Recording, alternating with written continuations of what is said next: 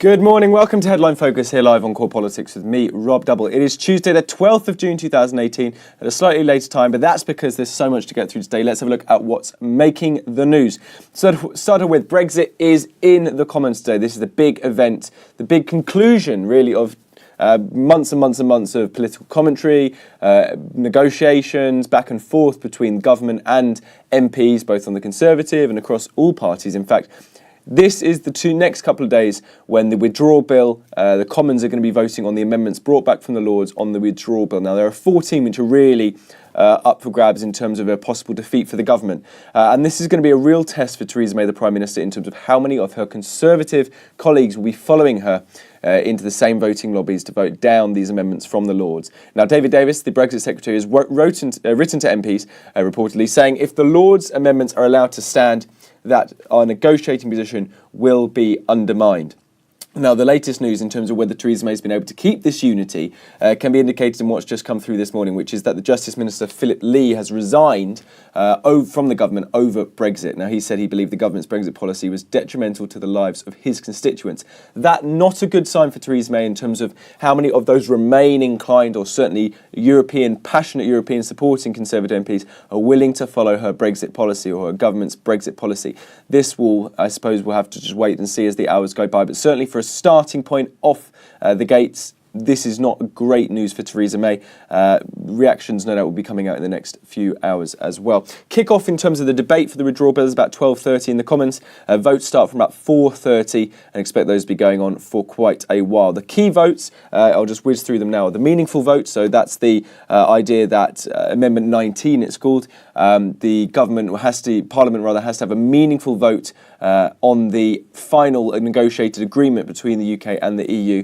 Dominic Grieve has recently, or rather last night, tabled a last-minute amendment to try and resolve the problems he was having in terms of the government not agreeing to his amendment and rather him having to feel that he had to vote against the government. His proposed solution would give ministers until November to get an agreement for a Brexit deal. If it fails that, the ministers would then have to submit proposals and say what steps they're going to take in terms of resolving the fact they haven't got a deal. If there's no deal by February next year, that's when Parliament would take control of the Brexit negotiations, because obviously what this amendment potentially says is that if Parliament decide to vote down the UK government's deal and Brexit, MPs would then take to some extent control of the Brexit negotiations. Really interesting stuff.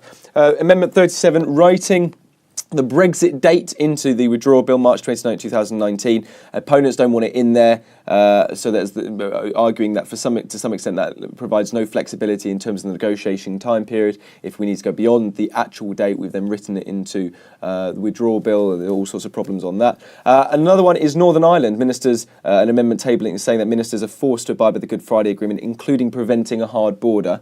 And the Henry VIII powers, which is Amendment 5210, 110 and 4, or 1 as outlined. Especially, this is particularly concerned with blocking ministers being able to change repatriated EU laws, your laws coming back from the EU, without a proper parliamentary approval or a proper parliamentary process. That could be a big one as well in the Commons to look out for as well. Starts about 4:30, but no doubt will be going on well into this evening, so keep an eye out for that.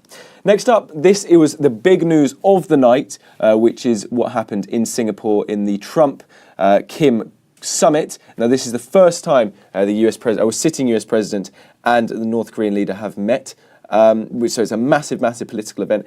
But also the fact that there was a successful agreement put in place or signed by both the president and Kim Jong-un. The key agreements put into words and both signed were that the US and the North Korea would establish new relations in accordance with their desire for the two countries for peace and prosperity. They would join efforts to build a lasting and stable peace regime on the Korean Peninsula. North Korea will commit to work towards the complete denuclearization of the Korean Peninsula, and also both parties agreed to recovering the prisoner of war and missing in action remains from the Korean War, including the immediate repatriation of those remains which have already been identified. Now, in terms of the quotes, President Trump said the talks are better than anyone could imagine, and he's recently said that he will agree to stop any kind of provocative war games in terms of escalating anything further. And Kim Jong-un has said that many people in the world would think this as a form of fantasy from a science fiction movie. Certainly a huge potential there for a massive resolution to the Korean Peninsula, and no doubt something which is going to have longer impacts and will be in the news for at least the next few hours and probably the rest of today as well. Finally, just a lighter story with all those more intense stories which are just above, which is to do again with Boris Johnson, the Foreign Secretary, who's backed another bridge. Now, he's backing a £15 billion bridge between the mainland UK and Northern Ireland. It's a 14-mile link across the Irish Sea, which has already been backed by the Democratic Unionist Party.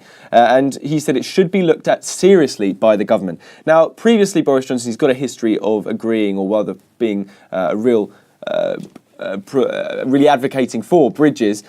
Johnson said he wanted to see a bridge across the English Channel in February and to unite France and England. But also remember previous to this, when he was Mayor of London, he advocated Boris Island, which was the big airport hub in the Thames estuary, a huge project which obviously was not successful in terms of going further than just a pitch. So the big grand scale ideas, infrastructure projects, is Boris kind of style. But this again at the timing as well, dubbed the Boris Bridge. That's pretty much it for today. You're up to date. Don't forget you can find all the latest on what we're doing here on Core Politics on our Facebook page and Twitter right here. But from me and all the team here at Core London, see you back again normal time, 9 o'clock tomorrow.